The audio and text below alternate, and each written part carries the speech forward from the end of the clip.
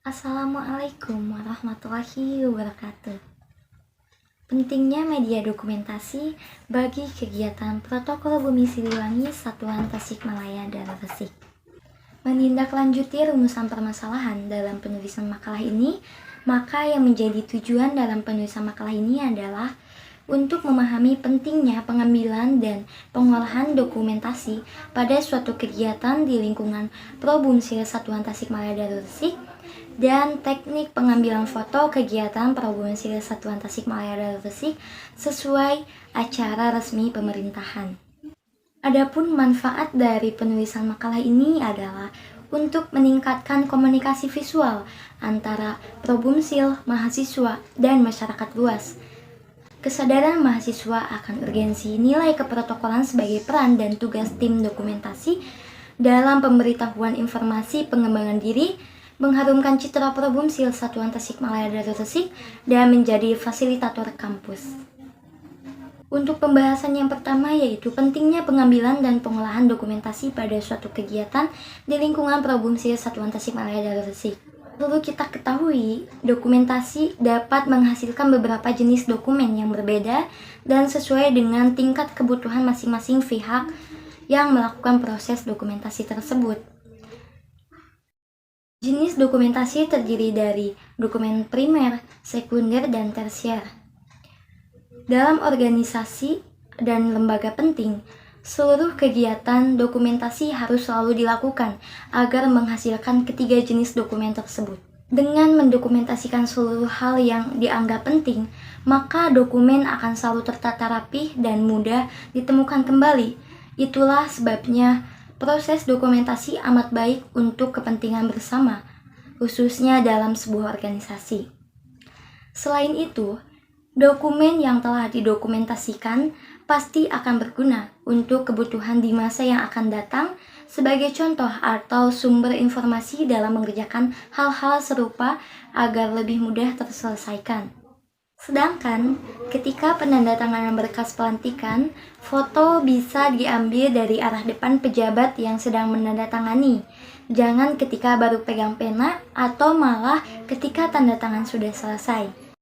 Karenanya, betapa pentingnya media dokumentasi bagi kegiatan Probumsil Satuan Tasikmalaya dan Resik sebagai memori protokol yang berguna untuk menjaga citra protokol Bumi Siliwangi.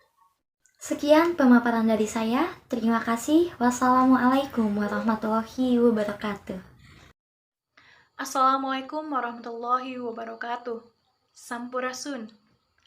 Di sini saya akan memaparkan makalah protokol utama media saya terkait etika dalam berbicara secara langsung dan tidak langsung sesuai dengan kultur protokol Bumi Siliwangi, implementasi Probumsil Satuan Serang Darul Madani.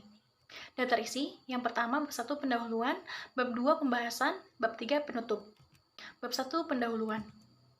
1. Latar belakang. Komunikasi merupakan aktivitas manusia yang sangat penting, tidak hanya dalam kehidupan organisasi, namun dalam kehidupan manusia secara umum. Komunikasi juga merupakan hal yang esensial dalam kehidupan saat berinteraksi dengan sesama manusia. Berbicara merupakan salah satu keterampilan berbahasa yang sering digunakan untuk berinteraksi dengan orang lain, maka diperlukan etika di dalamnya. Etika juga berasal dari bahasa Yunani, yaitu ethos yang artinya adat atau kebiasaan. Akan tetapi, masih banyak yang belum menerapkan etika dalam berbicara secara langsung dan tidak langsung dengan baik. Maka tujuan penyusunan makalah ini diperuntukkan memberi pengetahuan kepada Probumsil Satuan Darul Madani dan mempraktikkan cara maupun teknik terkait etika dalam berbicara secara langsung maupun tidak langsung dengan baik. 2. Rumusan masalah dari makalah ini. Yang pertama, bagaimana etika dalam berbicara secara langsung dalam kultur keprotokolan. Yang kedua, bagaimana etika dalam berbicara secara tidak langsung dalam kultur keprotokolan. Yang ketiga, manfaat penulisan. 1. Mengetahui etika dalam berbicara secara langsung dalam kultur keprotokolan. Yang kedua, mengetahui etika dalam berbicara secara tidak langsung dalam kultur keprotokolan. Yang keempat, manfaat penulisan, memberikan pengetahuan kepada protokol Bumi Siliwangi. Satuan Serang Darul Madani dapat mempraktekkan cara maupun teknik terkait etika dalam berbicara secara langsung maupun tidak langsung dengan baik. Bab 2 pembahasan. 1. Pengertian etika berbicara. Etika berasal dari bahasa Yunani yaitu ethos yang artinya adat atau kebiasaan, sedangkan berbicara secara bahasa adalah berkata atau bercakap. Yang kedua, prinsip etika berbicara dalam kultur protokol Bumi Siliwangi. Yang pertama, berbicara jika ada perlunya. Dalam berbicara, hendaknya sesuai keperluan yang akan mendatangkan manfaat dan menolak kemudaratan. Kedua, berbicara pada waktu dan tempatnya. Yang ketiga, berbicara secukupnya. Dan yang terakhir, baik bahasanya dan tutur katanya. Tiga, etika berbicara secara langsung dalam kultur keprotokolan Bumi Siliwangi. Yang pertama, berbicara harus menatap lawan bicara. Ketika kita berbicara dengan lawan bicara, kita harus menatap lawan bicara kita. Yang kedua, suara harus terdengar dengan jelas. Yang ketiga, gunakan tata bahasa yang baik dan benar. Jika kita menggunakan bahasa Indonesia, maka kita harus menggunakan tata bahasa Indonesia yang baik dan benar. Yang keempat, jangan menggunakan nada suara yang tinggi. Ketika kita berbicara dengan lawan bicara, kita harus menggunakan nada yang santun dan tidak meninggikan suara. Yang terakhir, pembicaraan mudah dimengerti oleh kedua belah pihak. Yang keempat, etika berbicara secara tidak langsung dalam kultur keprotokolan Bumi Siliwangi. Berbicara secara langsung bisa kita gunakan dalam kehidupan sehari-hari. Karena kemajuan teknologi, kita bisa mengirim pesan melalui aplikasi digital yang sudah tersedia. Maka diperlukanlah etika dalam menggunakan aplikasi tersebut untuk mengirimkan pesan kepada rekan kita atau atasan kita. Yang pertama, kita harus mengucapkan salam. Yang kedua, memperkenalkan diri kita sendiri. Yang ketiga, tidak bertele-tele. Yang keempat, perhatikan waktu pengiriman. Untuk waktu pengiriman, kita tidak boleh atau seharusnya mengirimkan pada waktu jam kerja dan tidak boleh mengirimkan pada jam istirahat. Yang keempat, mematuhi peraturan yang berlaku. Peraturan ini digunakan dalam ketika kita berada dalam suatu grup, kita harus mematuhi peraturan yang ada. Selanjutnya, jangan menyela.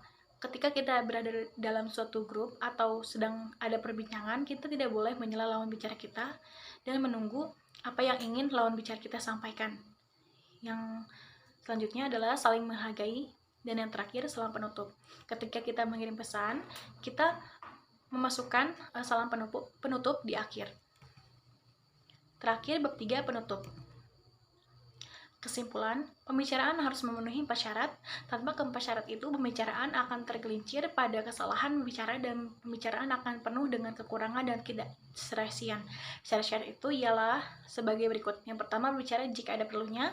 Dalam berbicara, hendaknya sesuai dengan keperluan yang akan mendatangkan manfaat dan menolak kemudaratan. Yang kedua, berbicara pada waktu dan tempatnya. Dan yang terakhir, berbicara secara cukupnya. Terima kasih. Wassalamualaikum warahmatullahi wabarakatuh. Assalamualaikum warahmatullahi wabarakatuh. Saya Afriliani dengan NIM P200465836 akan memaparkan sedikit mengenai makalah utama pratama saya. Dalam makalah saya mengambil judul mengenai pentingnya kemampuan komunikasi dalam keprotokolan. Judul ini saya ambil karena seorang protokoler itu akan berhadapan dengan orang-orang yang tentunya petinggi-petinggi dalam sebuah instansi, yang dimana seperti tata krama ataupun tata bicaranya itu harus diperhatikan betul agar tidak terjadinya miskomunikasi. Maka dari itu, dari makalah ini saya akan membahas betul mengenai pentingnya kemampuan komunikasi dalam keprotokolan agar tidak terjadinya miskomunikasi ataupun hal-hal yang tidak diinginkan lainnya. Sebenarnya apa sih komunikasi itu? Kalau dari kita sendiri itu kan tergambar bahwasanya komunikasi itu adalah sebuah dialog atau pembicaraan antara beberapa pihak seperti itu. Nah, komunikasi ini berasal dari dua kata, dari bahasa Inggris dan bahasa Latin. Kalau di bahasa Inggris itu dari kata communication, sedangkan di bahasa Latin itu communicatus, yang dimana arti kedua kata ini yaitu saling berbagi. Nah, di dalam komunikasi ini itu adalah sebuah proses sharing session yang dimana ada beberapa pihak yang saling berkomunikasi, sebuah aktivitas pembicaraan. Dilanjut dengan tadi menyinggung mengenai judul yang saya pilih, yaitu mengenai komunikasi dalam keprotokolan. Nah, keprotokolan itu apa sih? Nah, dari keprotokolan itu sendiri itu merupakan kegiatan mahasiswa, yang dimana kegiatan itu mewadahi mahasiswa untuk terus berkembang, berproses, sama halnya dengan organisasi-organisasi pada umumnya. Kalau dari segi pribadi itu dapat mengembangkan kita, menambah relasi dan lain sebagainya. Keprotokolan ini diatur dalam Undang-Undang Nomor 9 Tahun 2010, yang dimana undang-undang ini dibuat langsung oleh Menteri Komunikasi. Diperhatikan kemampuan komunikasi dari seorang protokoler agar informasi ataupun pesan yang ingin disampaikan kepada orang-orang penting sebagai pejabat-pejabat tinggi itu dapat tersampai dengan baik dan dapat dipahami juga oleh petinggi-petinggi ataupun lawan bicara kita itu sendiri, atau kepentingan untuk memahami kemampuan komunikasi itu sendiri. Seperti yang tadi disebutkan ya di dalam Undang-Undang Nomor 9 itu, keprotokolan diatur betul dalam perundang-undangan negara Republik Indonesia. Orang-orang seringkali menganggap remeh kemampuan dalam berkomunikasi itu sendiri. Nah, menurut Robert pada tahun 2009, jika pesan itu tidak efektif kita sampaikan, maka lawan bicara kita akan kebingungan atas apa yang sudah kita sampaikan. Sebetulnya kemampuan komunikasi itu semua orang bisa memiliki kemampuan dalam berkomunikasi, tapi tidak banyak orang-orang yang mampu menyampaikan komunikasi itu secara efektif. Nah, seorang protokoler dikutip dari TIA pada tahun 2020, yang dimana di sana beliau menjelaskan bahwasannya terdapat 7C yang harus dipahami oleh seorang protokoler, yang dimana dalam berkomunikasi clarity atau jelas, yang dimana seorang protokoler itu harus memastikan pesan yang disampaikan itu kepada pihak lain itu dapat makna ataupun sebuah informasi yang dapat melekat. Nah, dilanjut yang kedua ini terdapat concise, yang artinya di sini adalah ringkas. Jadi pesan ataupun informasi yang disampaikan itu harus singkat. Selanjutnya ada komplit atau lengkap. Jadi informasi yang disampaikan itu juga harus lengkap. Dan yang selanjutnya itu ada konkret. Jadi sumber-sumber dari apa yang telah kita dapat, informasi yang sudah kita dapat itu harus konkret, harus jelas. Selain itu juga ada pertimbangan. Nah, dalam komunikasi, pertimbangan ini juga harus dilatar belakangi dari sifat pengetahuan dari lawan bicara. Jadi kita harus memahami karakter dari lawan bicara kita itu sendiri. Nah, yang terakhir itu ada courteous atau sopan. Itu sangat penting sekali karena dalam menjaga etika sopan santun itu harus pada siapapun saat berbicara. Nah, dari ketujuh kemampuan yang harus dimiliki oleh protokoler itu sendiri tidak membuat itu sempurna, tapi setidaknya dari kita sebagai protokoler itu dapat memberikan komunikasi yang efektif. Nah, selanjutnya saya akan membahas gaya-gaya dalam berkomunikasi. Komunikasi win-win solution yang dianjurkan ya. Gaya ini merupakan gaya asertif yang menawarkan cara penyampaian informasi yang efektif dan sehat untuk mengekspresikan diri. Assalamualaikum warahmatullahi wabarakatuh. Sampurasun. Pada kesempatan kali ini, Ananda akan memaparkan makalah utama pertama dengan judul Sistem Pengarsipan Dokumen Penulisan Protokol Bumi Siliwangi berkenaan dengan promosi kenaikan tingkat protokol utama pertama.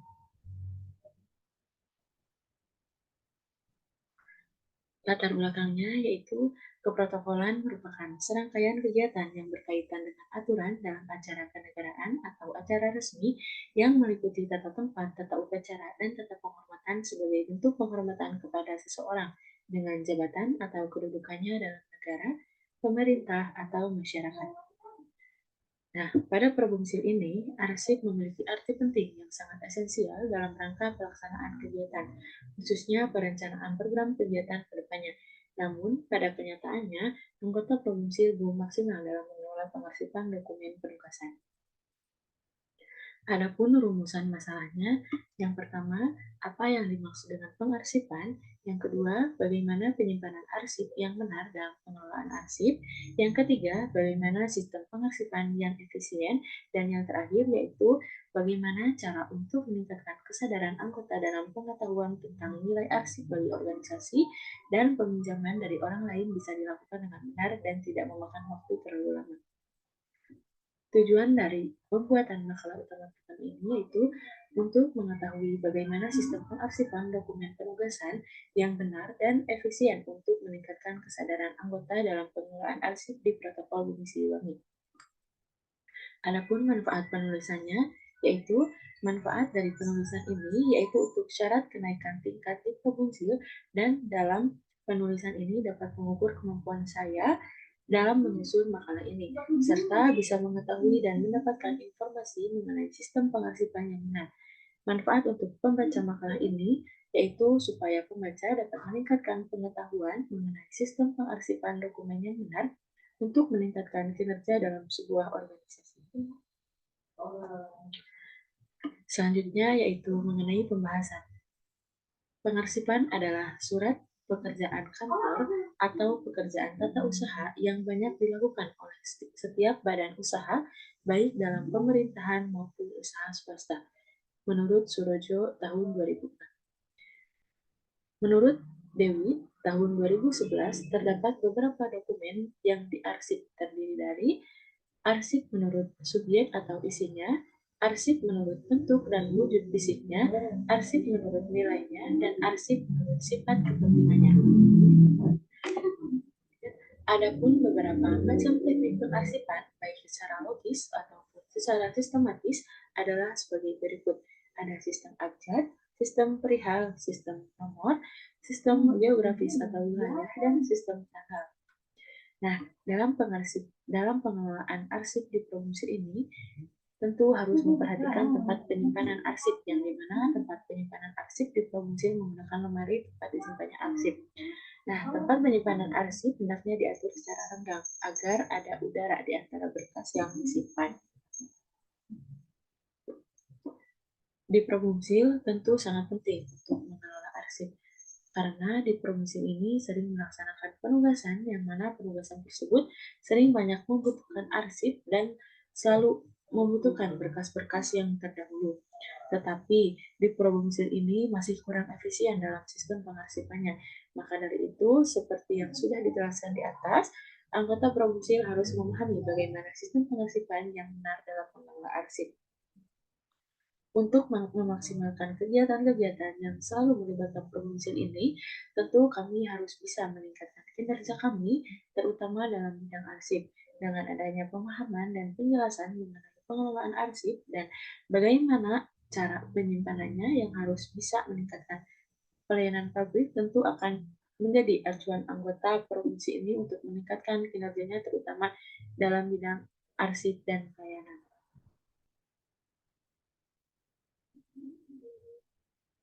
Adapun kesimpulan yang saya berikan yaitu arsip merupakan suatu pusat memori dari setiap organisasi.